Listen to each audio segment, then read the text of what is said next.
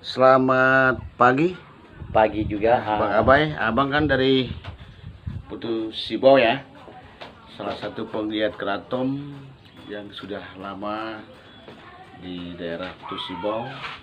Dan abang saya dengar juga salah satu pegawai negeri sipil, Pak, sekolah SMA Negeri 1 ya, Ya. Putu Sibau. Terus kenapa abang tertarik dengan keraton ini?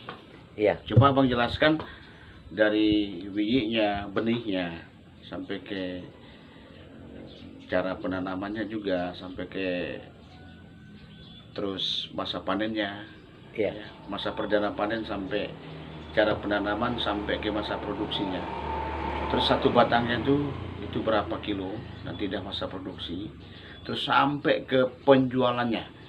Iya. Penjualannya, kalau masalah legal aspek sudah, Iya. abang juga jelaskan kunjungan Bapak Presiden dengan Iya. lengkap ya. Oke, lanjut Bang. Ya, selamat pagi semuanya. Jadi kita mau menjelaskan tentang kratom ataupun bahasa lain itu puri. Jadi awal puri itu kita ambil pembibitan awalnya dari biji. Biji itu kita semaikan kurang lebih 3 bulan. Setelah disemaikan kita pindahkan ke pelipik kurang lebih 5 bulan sudah siap tanam. Itu penjelasan untuk bibit. Yang cara kedua, cara penanamnya, jadi itu simpel, tidak seperti sawit, tidak seperti tanaman lain, dia simpel. Jadi dia sistem tandur ataupun tugal. Tugal seperti apa nih? Seperti Padi tugal, atau jagung? seperti jagung. Jadi kita ambilkan satu pokok, kita buangkan, pelipiknya kita masuk ke dalam. Terus jarak tanam tuh Bang? Jarak tanamnya dari satu pokok ke pokok yang lain itu kurang lebih 2 meter persegi. Nah, itu minimalnya. Dari polybag dipindahkan ke tanah itu berapa umurnya biar kita bisa panen perdana sampai dia masa produksi? Iya. Awal kita itu kurang lebih 6 bulan. Perawatan yang bagus 6 bulan. Jadi panen pertama itu misalnya satu pokok itu maksimal itu masih tahap awal ya. Tahap awalnya bisa 10 kilo. 10 kilo jadi basah. Sistem basah.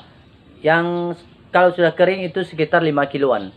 Kering 5 kilo. 5 kiloan. Di masa produksi? Di masa produksi. Umurnya berapa tuh? Kurang lebih itu satu tahun lebih ada juga.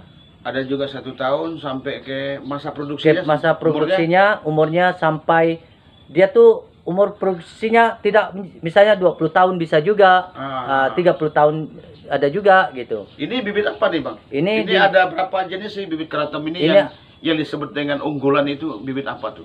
Ini ada 5 jenis. Di situ ada dinamakan kratom super, kratom hagolo, pelipin, gajah, ragoto.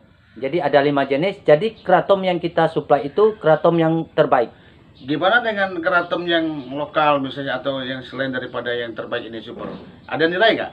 Kalau untuk yang mungkin ke bos lain ada juga nilai harganya. Cuma jauh beda dengan harganya super. Kalau super memang sudah teruji harganya. Teruji ya? Iya. Terus untuk penyedia bibitnya gimana? Untuk penyedia bibit kita siap. Berapapun bibit dan berapapun nanti setelah sudah panen, berapa puluhan ton kita siap ambil lagi. Suplai bibit, ambil hasil panennya. Dari kita? Dari kita. Artinya tanpa, kan biasanya kan barang ini kan ada kandungan kadarnya. Ya. Biasanya di luar daripada kita, kalau ada yang jual tuh gimana? Apakah di lab atau gimana?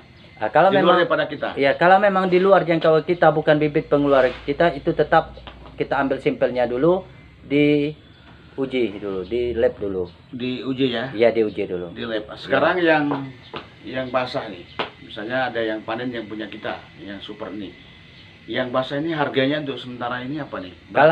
Kalau untuk sementara ini, waktu bulan kemarin, untuk sementara ini, waktu kemarin 35.000 kita ambil yang basah, yang kering kita ambil 200.000. Yang remahan? Remahan. Terus yang bubuk misalnya? Yang bubuk itu 250.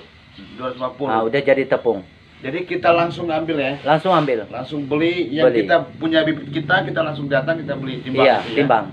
Terus ekspornya ini kemana nih Bang? Ke Thailand, Belanda, Amerika, Jepang, juga Dubai. Dubai ya? Iya, masuk juga. Termasuk ini India. Eropa punya ya, menjelajah. Ini manfaatnya apa sih? Untuk obat-obat herbal seperti darah tinggi, itu kencing manis, stroke juga bisa. Gitu. Jadi multifungsi lah gitu ya. Iya. Nah, terus harapan abang kepada seluruh petani yang ada di Kalimantan Barat itu apa kira-kira? Mengajak? Iya, untuk harapan saya untuk semuanya orang Kalimantan Barat, marilah kita sama-sama itu menanam atau pertanikan untuk budidayakan keraton ini, karena menurut saya awalnya dari pegawai negeri sipil. Setelah saya jelajahi, saya pelajari, inilah bisnis yang sangat-sangat luar biasa bagi saya. Iya bang, selama ini kan masyarakat ragu nih, terjadi gonjang-ganjing masalah legal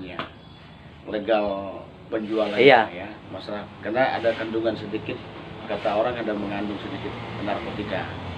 Nah kira-kira selama abang berkecimpung penggiat keraton ini kira-kira gimana nih bang masalah legal aspek? Kalau untuk legal aspek kurang lebih 7 tahun ya, sampai saat ini belum ada kendala. Belum Gitu. ada kendala. Ya? Sampai-sampai gubernur kita, presiden, dia pernah kunjung ke tempat kita itu dilegalkan.